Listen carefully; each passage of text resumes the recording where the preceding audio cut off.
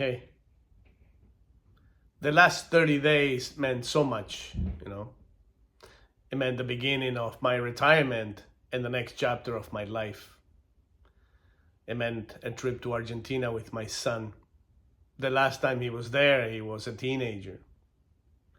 It meant reconnecting with my family and my roots. The last 30 days basically meant the beginning of the rest of my life.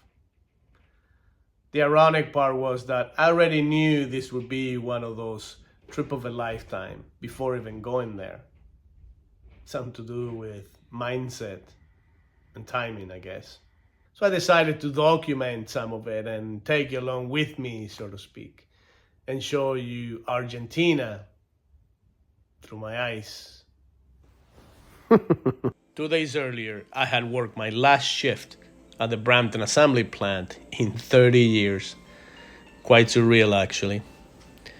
We left January 1st. We did a quick stop in Panama City and got to Mendoza after midnight. My brother Cookie was already waiting there for us, and we made a 2 hour drive to San Juan, a breeze, just catching up on life and enjoying each other's presence. For the next few days, we'd spend entire days together as a family.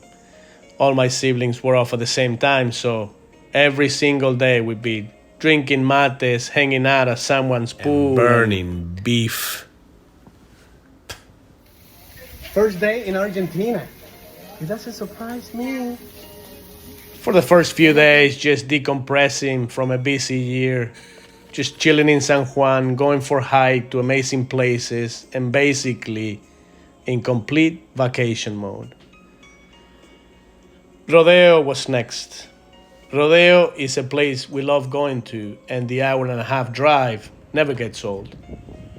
Of course, we made a few stops along the way to admire the beauty of the Andes.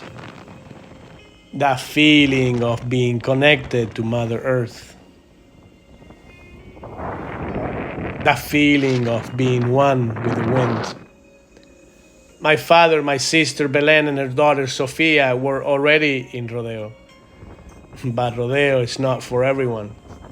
If the wind bothers you, it is definitely not for you. Personally, I love it.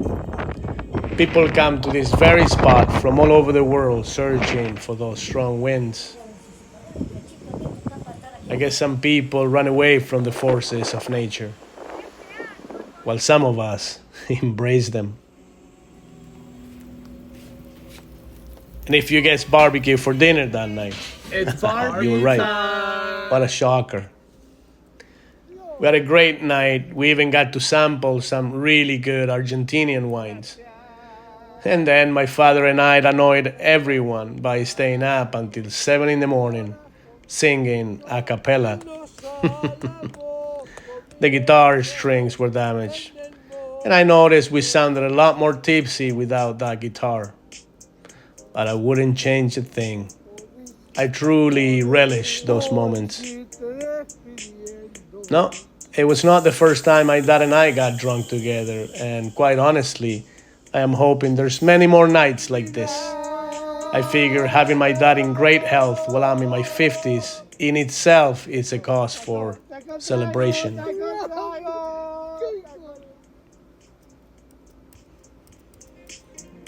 The next few days, we'd spend days going for hikes, drinking mates, playing board games, and basically enjoying and embracing the power of the wind and staying with family. Chile was next. From Rodeo, we went straight to Chile. Belen, Nico, and I crossing the Andes through one of the most incredible roads I've ever seen, going up to a height of 4,780 meters above sea level. That's almost 16,000 feet. That is twice the height as where Machu Picchu sits in the Peruvian Andes. It's truly breathtaking. It is a dangerous road and not every car makes it to the other side. La Puna is real. The lack of oxygen at those altitudes combined with a demanding climb makes it really hard for cars and people.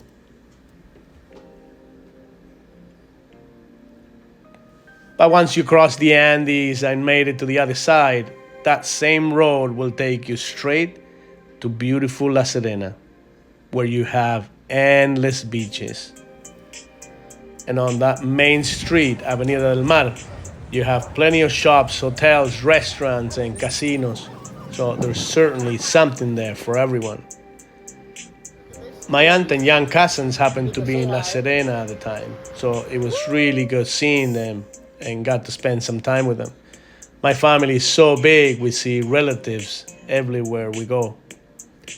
We stayed at these beautiful two-bedroom cottages right across from the beach, and we loved every minute of it. We had planned to visit Santiago, but we liked it here so much. Plans changed, and we stayed here a few more days. Just a beautiful place. Our favorite place to eat in La Serena was definitely Tololo Beach, where we went to multiple days. It is a place right on the beach where they have fresh fish and seafood caught every single day. So really, it doesn't get any fresher than that. What's this? The decor in this place was incredible. The service really good. And the food simply spectacular. Yo. After 5 days in Chile, it was time to go back to San Juan and prepare for Buenos Aires. Crossing the Andes back to Argentina, it's even tougher. At one point, we ran out of power. We got stuck.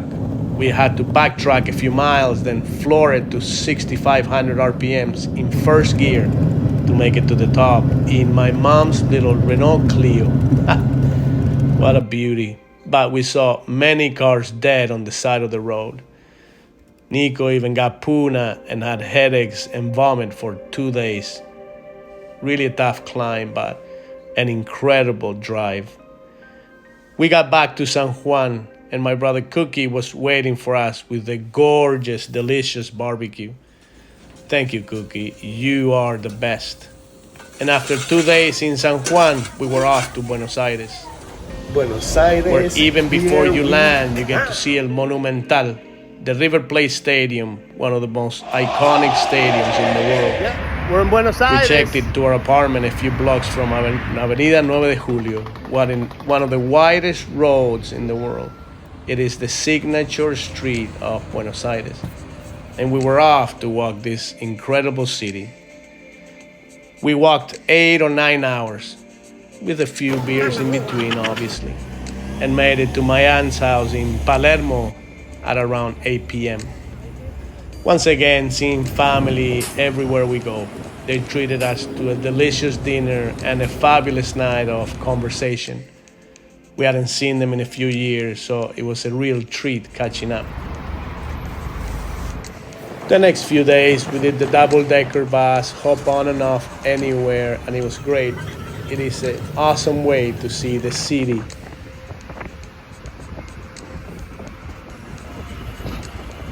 Buenos Aires is the city that never ends. It is the city that never sleeps. It is just a wild place, and there is something everywhere. We visited La Bombonera, the most iconic stadium in all of soccer, in my opinion.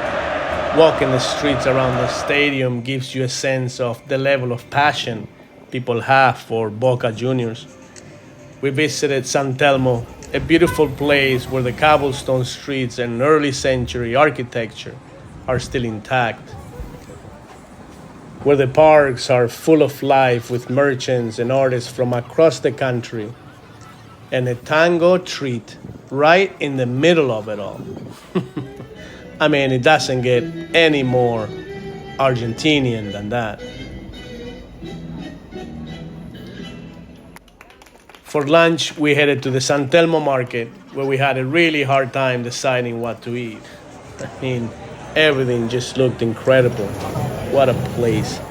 We ended up settling for the Spanish paella and calamari. Not a bad choice. I gotta tell you, we ate so good the whole trip. Food seems to always be at the top of my list of major things to do while visiting new places. And now that we're talking about food, for dinner we found this gem near the place we're staying at called La Martona. And their specialty was milanesa a la napolitana con papas. Absolutely amazing. Exactly what we're looking for. Some sort of like a home mom and cooking. pop shop with This 6 looks tables inside, 2 outside, and a whole lot of character. The third night we went to an Italian restaurant. Nico was really starting to get sick of beef. So he ordered some ravioli with ricotta, blue cheese, and walnut. That was absolutely amazing. I mean, absolutely amazing. And because the steakhouse that I wanted to go to was closed due to holidays, I ordered myself a 30-day aged ribeye steak. That was out of this world. That's it. Wow, Buenos Aires, you are wild and unpredictable. You are intricate, bold, and sophisticated all at once. What an incredible place. We got back to San Juan on a Sunday, and the very next day, members of Amancay Golf Course organized the 2024 Pilas Open Memorial Tournament in memory and remembrance of the tournament we ran for 17 years to help the growth and development of caddies of Club Amancay. It is precisely because of what I experienced over the course of those 17 years that I started a non-for-profit organization called Pilas that is looking to change the way charity is done around the world. I cannot wait to see this thing develop and flourishing in 2024.